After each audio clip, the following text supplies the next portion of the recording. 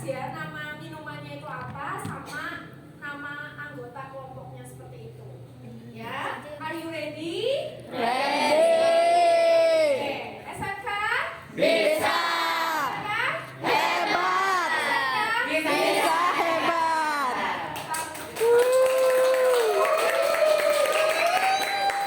Masak dengan sesuai kelompoknya masing-masing. Ya, silakan. Halo semuanya, Bapak Ibu Guru di seluruh Indonesia, selamat datang di channel Fahrana Dianati. Kali ini saya ingin berbagi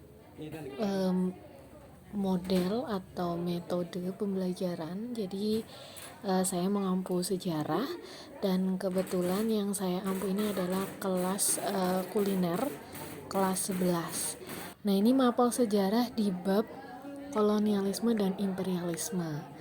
Nah, karena mereka dengan background kuliner, maka dari itu saya membuat tugas untuk mereka membuat produk minuman rempah-rempah. Jadi tidak hanya rempah-rempah saja, tapi ada rimpangan juga.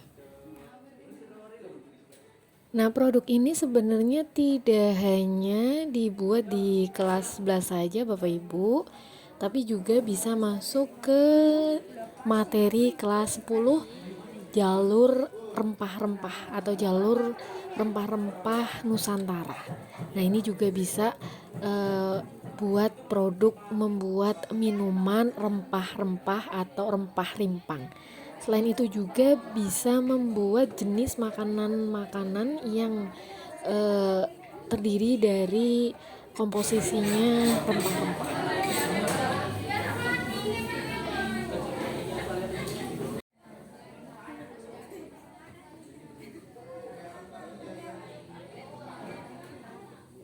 Pembuatan produk ini dilakukan secara kelompok nih Bapak Ibu. Jadi saya membuat 6 kelompok. Selain membuat produk minuman rempah rimpang, mereka saya tugaskan juga untuk menganalisis komposisi dan manfaat dari minuman yang mereka buat. Pembelajaran pembuatan produk minuman rempah rimpang membuat siswa-siswi sangat antusias. Saya juga ikut antusias loh Bapak Ibu. Di setiap kelompok membuat produk minuman rempah rimpang, jenis-jenisnya berbeda-beda. Ada yang membuat jamu beras kencur, kemudian kunir asem, kemudian membuat minuman serbat, kemudian minuman kopi yang dikombinasi dengan rempah-rempah. Ada juga wedang jahe, kemudian minuman teh rempah, jeruk rempah, dan mereka semua happy.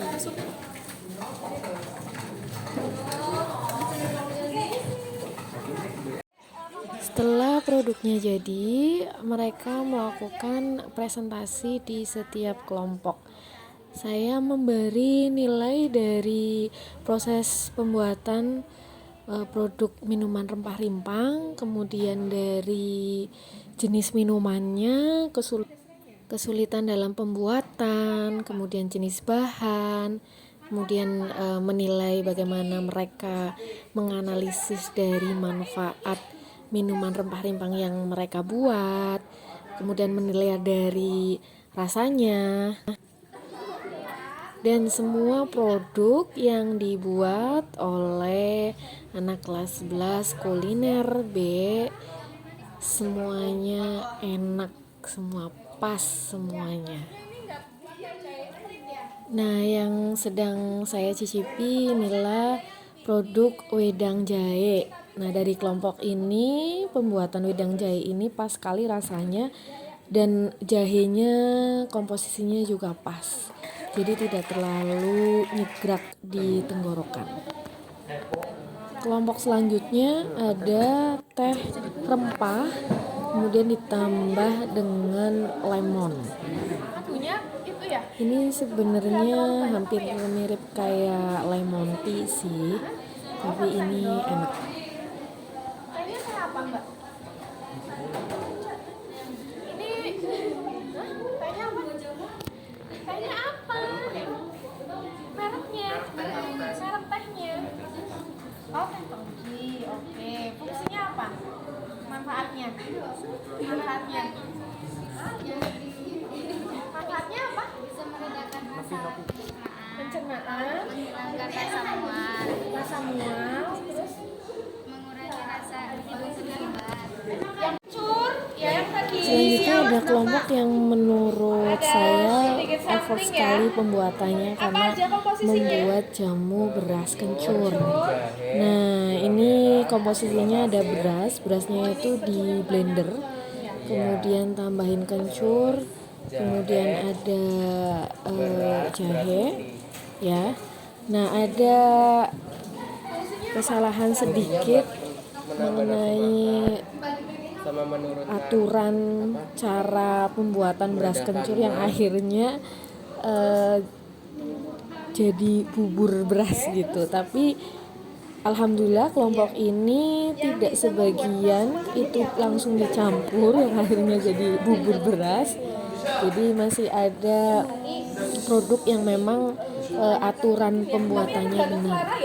Jadi ini enak, cuman menurut saya kelebihan bahan kencurnya.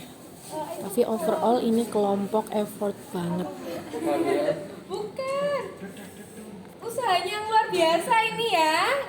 Maksudnya nggak gampang effortnya. Tepuk tangan. Kelompoknya lagi. Ini lucu banget ya, aku aja sampai bingung ini usaha yang luar biasa itu effort itu. Nah, ini juga menarik sekali ya. Suatu yang baru aku baru minum kopi yang dicampur dengan rempah-rempah, dan rempah-rempahnya ini termasuk lengkap ya. Ada rempah dan rimpang. Di sini ada kopi dicampur dengan kapulaga, kemudian ada serai, kemudian ada cengkeh, ya. Dan semua komposisinya pas. Kapulaganya nggak terlalu banyak, ya kan. Kemudian cengkehnya juga pas. Jadi kalau diminum itu pas sekali di mulut begitu. Tapi ini bener-bener saya baru ngerasain kopi dicampur dengan rempah-rempah. Nah, ini Bapak Ibu bisa dicoba deh. dari tehnya itu ya. Yang kita tahu cuma itu aja, mungkin lebih banyak lagi aslinya mah. Menurut saya ini sih 11-12 dengan kelompok sebelumnya yaitu teh rempah. Cuman ini menurut kelompok mereka namanya jeruk rempah. Ternyata memang betul komposisinya jeruknya itu lebih banyak dibandingkan dengan rempah-rempahnya. Ini enak sekali, apalagi kalau misalkan ditambahin es. Ini seger banget. Nah, sebenarnya kuncinya kalau menurut saya ya, saya juga pernah membuat rempah-rempah, teh rempah dan lain sebagainya. Kapulaga sama kayu manis tuh jangan terlalu banyak ya. Itu kuncinya. Ini cocok banget diminum di musim panas maupun musim hujan. Kalau musim hujan pastinya yang anget-anget, kalau musim panas ditambahin es batu itu seger banget. Silakan Bapak Ibu bisa dibuat di rumah ya. Ini kasih es kayaknya enak ini, kasih es ya. Oke, tepuk tangan untuk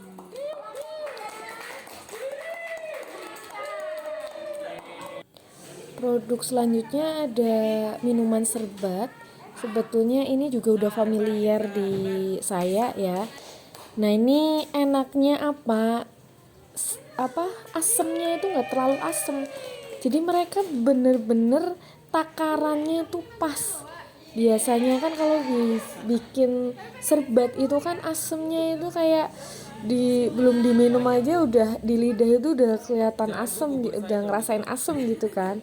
Nah, buatan mereka komposisinya itu dari air, kemudian asemnya, kemudian gulanya itu pas. Makanya ini juga salah satu produk yang saya bawa.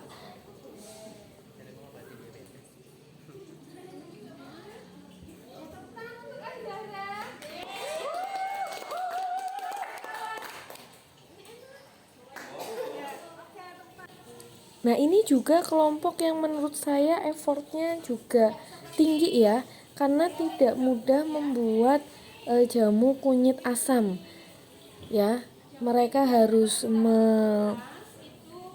menumbuk kunyitnya, kemudian memblender, kemudian menyaring, dan memang kelompok ini adalah kelompok yang paling terakhir matangnya jadinya, karena memang lebih banyak step-stepnya yang harus dilakukan untuk pembuatan jamu kunyit asam. Nah, ini juga salah satu kelompok yang kunyit asam jamunya itu saya bawa pulang.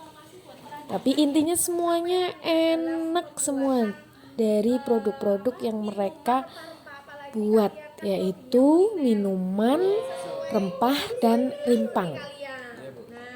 Nah, materi ini sebenarnya benar-benar memberi pengetahuan untuk mereka bahwa Indonesia memiliki kekayaan rempah-rempah yang sangat beragam.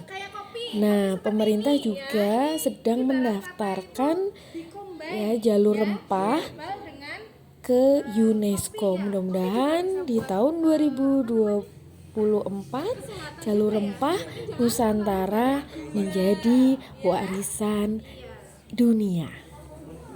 Terima kasih buat Bapak Ibu guru yang telah menonton video ini. Sampai jumpa.